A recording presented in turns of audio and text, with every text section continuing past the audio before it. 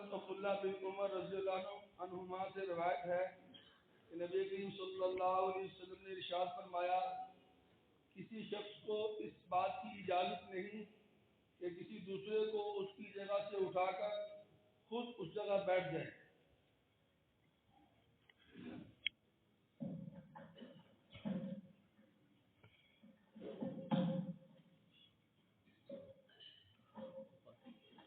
صلی اللہ رسول اما بعد، یہ حدیث مبارکہ آپ نے سنی ہے، آداب مجلس سے متعلق ہے۔ آداب مجلس، شریعت مطہرہ نے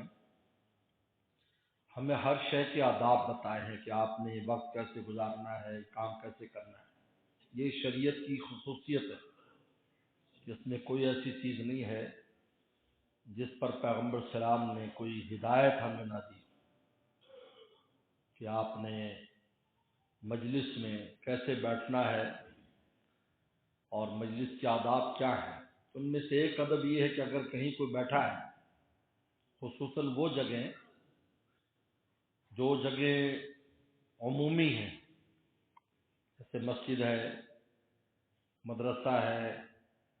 دین کی مجلس ہے، وہاں اگر کوئی پہلے سے بیٹھا ہے تو اس کو اٹھا کر وہاں دوسرا آدمی نہ بیٹھے، الا یہ کہ وہ خوشی سے اجازت دے دے۔ جیسے شاگرد بیٹھا ہے، وہ استاد کے لیے جگہ خالی کر دے، وہ الگ ادب ہے۔ تفقہوا فی المجالس، جتنا فرصت پیدا کرو مجلسوں میں، لیکن اس کو اٹھا کر بطور استحقاق کے کہ بھی یہاں ہم نے بیٹھنا، آپ پیچھے ہو جاؤ، اس کی قطعاً اجازت نہیں ہے، اس لیے کہ سب اللہ کے دربار میں کون کیا ہے وہ اللہ تعالیٰ کو پتہ ہے۔ الناس سواسیہ، سارے لوگ برابر ہیں، اللہ کے ہاں کس کا کیا مقام ہے وہ اللہ تعالیٰ جانتے ہیں۔ لہذا کسی کو کم تر سمجھ کر انسان اس کے ساتھ تحقیر والا سلوک نہیں کر سکتا، کیونکہ پتہ نہیں اللہ تعالیٰ کو اس کی کون سی ایسی ادا ہو جو پسند ہو، اور ہم میں ایسی کون سی خطا ہو جو ناپسند ہو۔ چنانچہ یہ مشہور جو چشتی بزرگ ہیں عطاء الدین صابر رحمۃ اللہ، ان کے ساتھ یہی واقعہ پیش آیا تھا کلیر شریف میں۔ یہ کلیر شریف جو ہے، کلیر بہت بڑا شہر تھا، اور اس میں بڑے بڑے رؤساء اور بڑے بڑے امراء رہتے تھے۔ تو جمعے والے دن وہ جلدی مسجد میں چلے گئے، پہلی صف میں بیٹھ گئے۔ وہ چونکہ ایک تو سفر کر کے آئے تھے، کیونکہ یہاں پاک پتن سے ان کی تشکیل ہوئی تھی، وہاں ایک تو مسافروں والی حیثیت تھی، دوسرے ویسے درویش آدمی تھے، وہاں بیٹھ گئے۔ اب وہاں پر رؤساء جو ہے نا، بڑے بڑے امراء، ان کی پہلی اور دوسری صفحے میں نشستیں مخصوص تھی، تو انہوں نے کہا وہ ہٹ گئے۔ تو وہ جب وہ آنے لگے جمعے میں، وہ امراء، تو مؤذن نے کہا یہاں کیسے بیٹھے ہو تم، پیچھے ہو جاؤ، تو اس کو دوسری صف میں کر دیا، یعنی یہاں تک کہ مسجد کے حال سے نکال دیا۔ تو ان کو پر ان پر ایک جلال کی کیفیت، ایک کیفیت طاری ہو گئی، غلبہ حال طاری ہو گیا۔ اور یہ ہو جاتا ہے، حضرت نوح علیہ السلام پر غلبہ حال طاری ہو گیا نا، لا تذر، اللہ ایک کافر بھی نہیں چھوڑنا، تو چنانچہ پوری دنیا کے انسان ختم ہو گئے۔ قیامت کے دن یہی ان کو احساس ہوگا کہ میں نے ایسی دعا کیوں کر دی تھی، تو پھر کہیں گے میں اللہ کے دربار میں کیسے جاؤں، میں نے تو اپنے جوش غضب میں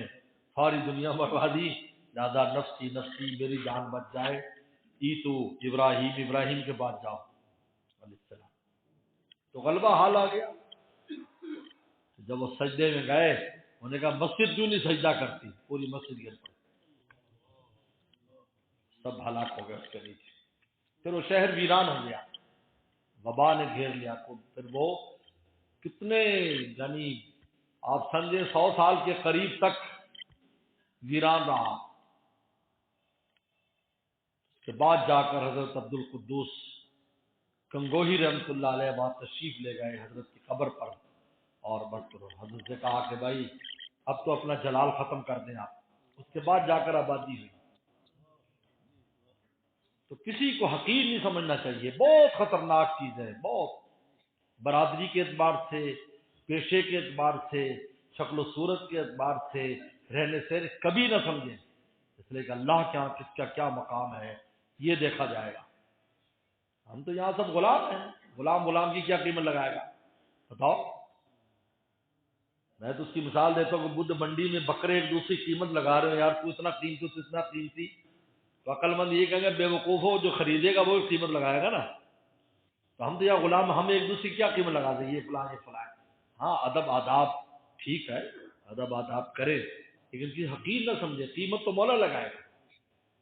اگر مالک ہم سے خوش تو قیمت ہماری ہے، غلاموں کی بذات خود کوئی قیمت نہیں ہوتی،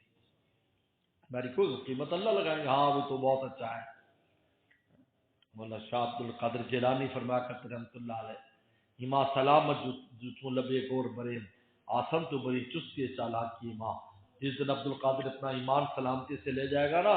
اس دن ناچے گائے گا کہ بہت چلاک تھا میں، ورنہ کیا پتا میرے ساتھ کیا ہونے والا ہے۔ اس لیے آداب مجلس ہیں، آداب مجلس۔ لیکن دوسری روایت بھی آتی ہے کہ مومن کی مثال اس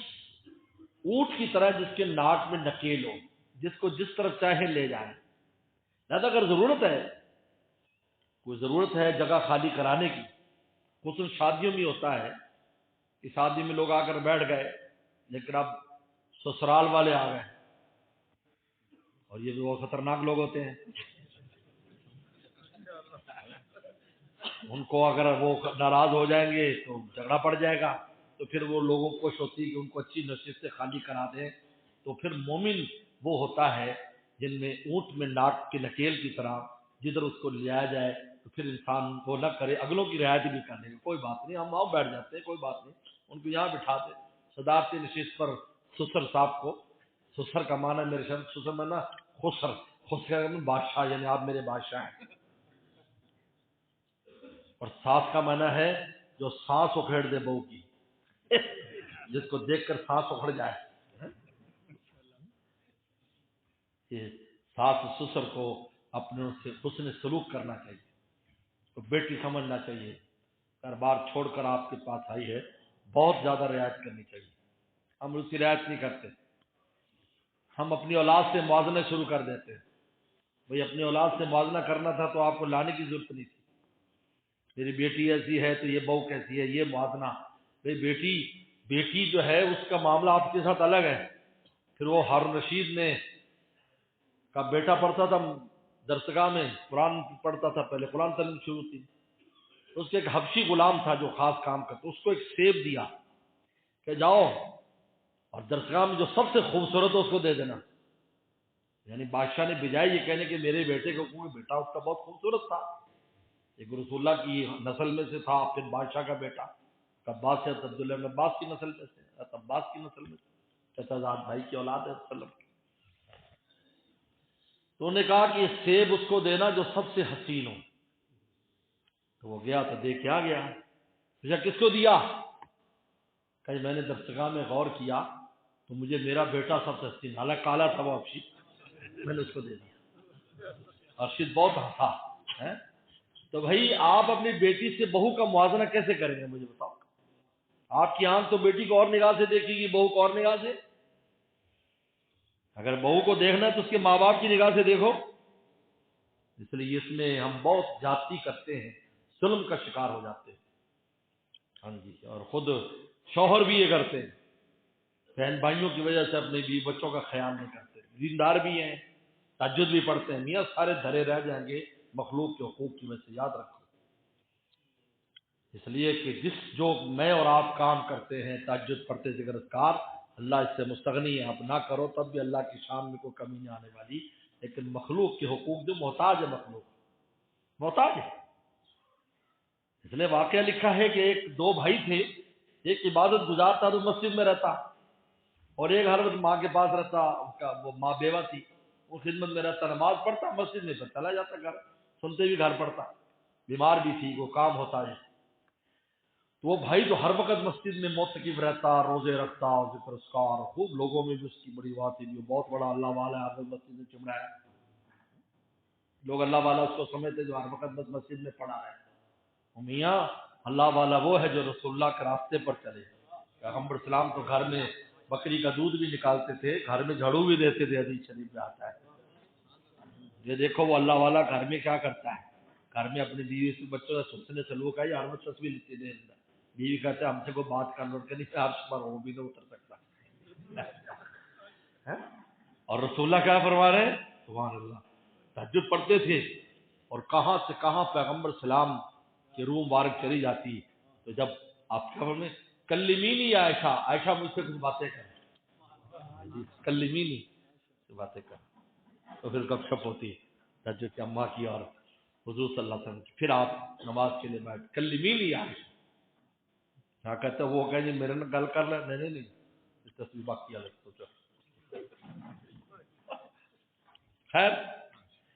تو اس کے دل میں یہ خیال آیا اس آدمی کے جو بھائی نیک تھا کہ اگر میرے بھائی کی بخشش ہوئی نا تو میری وجہ سے ہوگی کیونکہ میں اللہ کا شکر بہت نیکیاں کرتا ہوں. کچھ دن کے بعد اس نے خواب دیکھا وہ جو مسجد میں رہتا تھا فرشتے نے آیا ایک فرشتہ آیا اس نے کہا کہ اللہ نے تیری بخشش کر دی تیرے بھائی کی وجہ سے اس کو کہا تو اس کو فوراً اشکال ہوا انہوں نے کہا یہ کیسے انہوں نے کہا جو تو کر رہا ہے اس کی مولا کو ضرورت نہیں اور جو تیرا بھائی کر رہا ہے اس کو تیری ماں کی ضرورت ہے ماں محتاج ہے اور جہاں قیمت لگتی ہے جس کو جتنی ضرورت ہے اس پر قیمت لگتی ہے اس لیے یہ لکھا ہے مسئلہ کہ ایک آدمی رمضان میں زکوٰۃ دیتا ہے لیکن ایک ضرورت مند غیر رمضان میں آ گیا رمضان کا انتظار نہ کرے اس کو رمضان سے زیادہ اجر ملے گا کیونکہ ضرورت مند ہے اس کی ضرورت پوری کرو رمضان میں شاید جو تم جس کو دو اس کو فوری ضرورت نہ ہو اس کو فوری ضرورت ہے لہذا اس وقت صدقہ دینا رمضان سے زیادہ اہم ہے اور اجر زیادہ ہے اللہ خوش ہوں گے کیونکہ یہ ضرورت مند زیادہ ہے رمضان تک اب انتظار کرو گے تو اس وقت بیچارہ فنا ہو جائے گا یہ شریعت مطہرہ کا عجیب مزاج ہے تو پیغمبر صلی اللہ علیہ وسلم نے ہمیں مجلس کے آداب سکھائے دوسرے یہ بات بھی فرمائی اگر اگلا کہے درخواست کرے بھی آپ یہ جگہ خالی کر دیں تو پھر تفصو فی المجالس مجلسوں میں وسعت کرو جگہ دے دو یہ نہ کہو کہ یار مجھے اٹھا دیا اور میری توہین کر دی اپنی کوئی توہین نہ سمجھے اگلے بھائی کی مصلحت کا خیال کرے کچھ دیر میں جو مصلحت ہے اس کے اوپر تاکہ وہ بھی خوش ہو جائے گا آپ کا انشاءاللہ کام بن جائے کہ جس طرح حدیث شریف میں آتا ہے کہ ایک آدمی صف میں کھڑا ہے اور پیچھے سے ایک آدمی آتا ہے وہ اکیلا ہے سب پوری ہے تو اگلے آدمی کو پیچھے لاتا ہے کہ پیچھے آ جاؤ تاکہ ہم دو ہو جائیں کیونکہ اکیلا کراہت ہے دو ہو جائے حدیث شریف میں آتا ہے کہ یہ جو پیچھے چلا جائے گا نا پیچھے اس کا اجر اگلی صف والے سے زیادہ ہو جائے گا کیوں اس لیے کہ اس نے بھائی کی مدد کی اور دوسری ایک روایت میں آتا ہے کہ دائیں طرف تو پورا ہو گیا کیونکہ دائیں افضل ہوتا ہے مسجد کا لیکن بائیں طرف جگہ خالی ہے تو ایک آدمی نے بائیں طرف آ کر سب کو پورا کیا فرمایا یہ بائیں والے کا اجر دائیں والے سے بڑھ گیا یعنی اس سے آپ یہ فارمولہ سامنے آیا کہ جہاں جس شے کی ضرورت ہوتی ہے اس کو آپ اگر ترجیح دیں گے تو آپ کا اجر زیادہ ہو جائے گا اللہ مجھے آپ کا عمل کی توفیق عطا فرمائے